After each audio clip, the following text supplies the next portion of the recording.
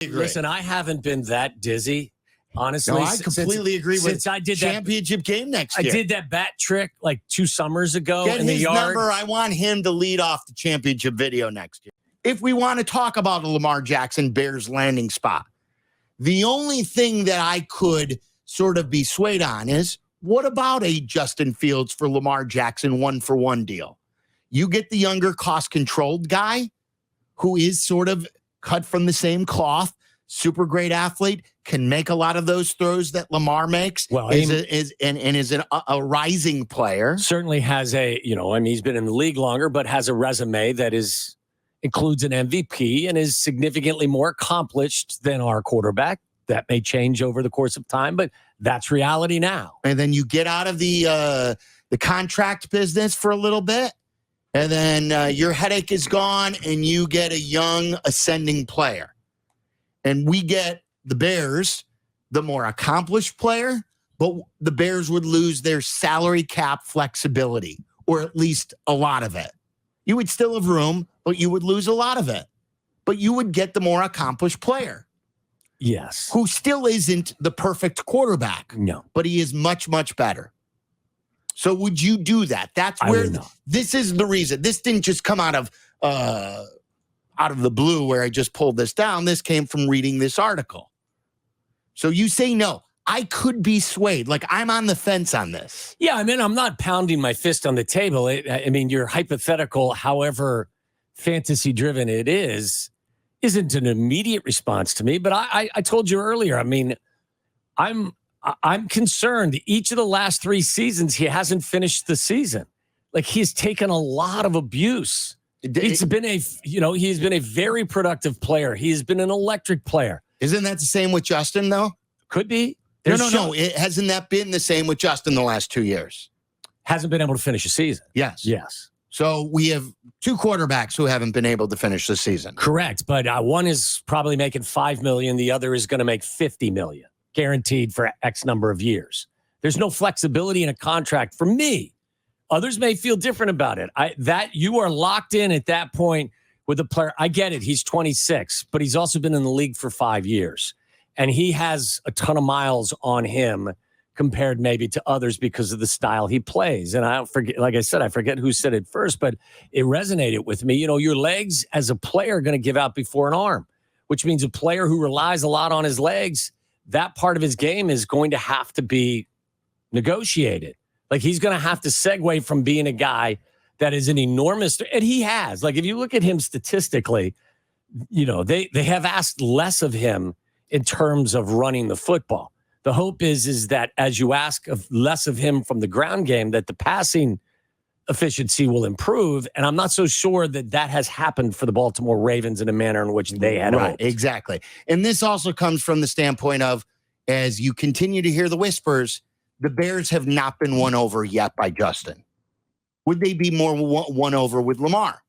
Yes, I think so. So like, that's where the 1-for-1 deal comes up. I don't even know if this would be a starting for the Ravens. You may call the Ravens with this thing, and while Bears fans are rolling their eyes at me right now, you may call the Ravens, and the Ravens may say, "Are you freaking crazy? We're going to trade you our former MVP, our do-everything quarterback, for a guy who still is unproven with the Bears?" You may get both sides. Both sides may not be interested. Everyone's talking about it. It is a juicy offseason, and the offseason really hasn't even started. Look, again, what I said last segment is what resonates most with me right now. The only thing, because I can understand why teams would have reservations for the reasons I've mentioned. I don't know why the Atlanta Falcons and the Carolina Panthers and a couple of other teams immediately came in. Nobody tells anybody anything in this business. And they're like, all of these coaches hide secrets like they think that it's national security. We're out. Yeah. We're out. No, Diana, we're out. We're out, Diana. We're out. Tell the world that we're out. Tony in Cal City, you're on ESPN 1000. What's up, Tony? Hey, what's up, guys? How we doing today? Good. We're doing well. All right. I got you should save one of your top 20 moments for whoever keeps thinking the Bears are going to trade that top pick for Lamar. Oh, no. No, we're not. No one's preaching that.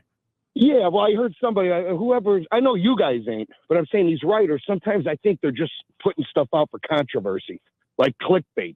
Clickbait. I mean, why would Poles, it. anybody that's a Bears fan that pays attention, Poles just got rid of a headache in Roquan. As good as a player as he was, because of his contract issues, he doesn't have an agent. If I'm not mistaken, doesn't Lamar represent himself? Yes. Why would Poles want to get right back into bed with the same problem? Well, I think if the player fit what they were asking them to do, they would definitely negotiate with the player. Again, I'm not one that buys that the big reason why, and thanks for the call, Tony. I heard somebody talking about this the other day. I don't buy the big reason why that Ryan Poles decided to trade Roquan Smith was because they clashed personality-wise. That may have been true. The reason why they moved on from him is they didn't want to pay him $20 million a year to play an off linebacker position. He didn't fit a premium position spot for them. Like, that to me was the big reason why. Tremendous amount of respect for the player that he is, but they're not going to spend $20 million on a linebacker that is not consistently pressuring quarterbacks and playing a position that fits their defense. That to me is the singular reason why, or the biggest reason why they moved on from Roquan. Yeah, I agree. Totally agree.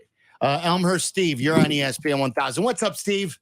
Hey, good afternoon, guys. You know, there are a couple things that occur to me when you talk about Lamar Jackson.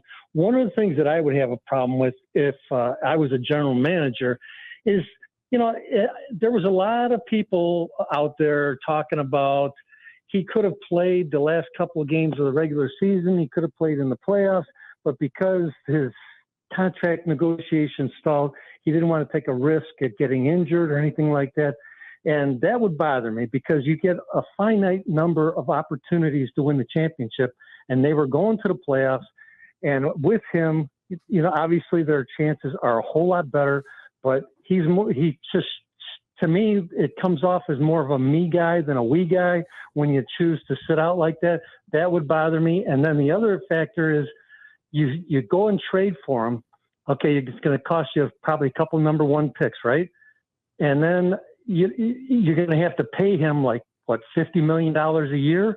And so now your salary cap is really, you know, it's tightened to the point where now you can't really sign other top free agents or anything like that to put pieces around him to succeed. And you don't have those number one picks to get really top players to put around him to succeed.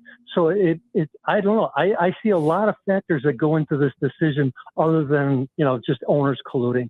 Yeah. Well, look, there are definitely reasons why you wouldn't want to guarantee Lamar. Yeah, I mean, I can make a reasonable case against trading for him and giving him an entirely guaranteed contract. I can definitely make a case for that. Mike in Dallas, you're on ESPN 1000. What's up, Mike? Hey, how you guys doing? We're good. What I wanted to say is one of the big reasons. One, they run a two tight end sets in Baltimore that helped him win an MVP. And one of the receivers that was with him in Baltimore wanted to leave because he wanted to get his money. And I think with Fields in Chicago, his receivers loved him, loved playing with him. One of the receivers in Baltimore didn't like playing with him because he wanted to be more successful. That was one of the biggest things that helped him get the MVP. Yeah, I don't know the real. Thanks, Mike. I don't know all of the dynamics surrounding the Baltimore Ravens. From a distance, you look at their franchise and you say, "Wow, consistently top of the line defense, top of the line. They run the ball well, and Lamar's part of that. Their tight end is not only a Pro Bowler; he's an All Pro. You know, Mark Andrews has been an All Pro. Why they haven't had more success bringing in better wide receivers or drafting them or focusing on that position? It's a question for Ozzie Newsome and Eric DeCosta, two guys that are pretty damn good at what they do. And they got into hot water last week, or at least DeCosta did, with their own wide receivers talking about that. Rick in Cedar Lake, you're on ESPN 1000. Yeah. What's up, Rick? You know, they're all talk about money and trading. You got a number one pick. And I've been hearing, like you've been hearing, they're good quarterbacks are drafted every year. But only great quarterbacks come out of college not too often. And that kid's at Alabama, for I understand, is supposed to be a great quarterback. You go grab the kid, You don't ask Justin Field what you want. He's a rookie. You do what you got to do. You got $120 million to spend. What do you got? 10 draft picks. You can make your line better. You can do what you got to do. Fields hasn't really proved that he can even throw down the field. Forget about the line. He hasn't even proved none of that. Okay? But if you get, am I wrong that kid from Alabama, is he that good? Then why don't you go get him? I heard Yurko yesterday during spring training. I don't know if you heard this. I saw the clip that he had Bryce Young as the fourth best quarterback coming up. Yeah, Yurko watched 10 minutes of film. That's a lot of film study, Rick. I don't know what you think, but 10 minutes of film study on each quarterback is a lot. He had him ranked 4th out of the 4. Okay. Well, I mean, why worry about it? I'd say you go get him. Say that $50 million problem that you want to bring to Chicago. It's been 40 years since we won anything, and you're going to rebuild. That's a total disgrace to Chicago. You got 10 draft picks, right? You got $120 million to spend. We should be in a championship game next year, but everything that they got to go out and get next year, even without going to get a veteran quarterback, just doing what they're doing. They should be able to get to that championship game. You could do a lot with that kind of money. I completely agree. Listen, I haven't been that dizzy, honestly. No, I completely agree with since I did championship game next year. I did that bat trick like 2 summers ago Get in the his yard. number. I want him to lead off the championship video next year.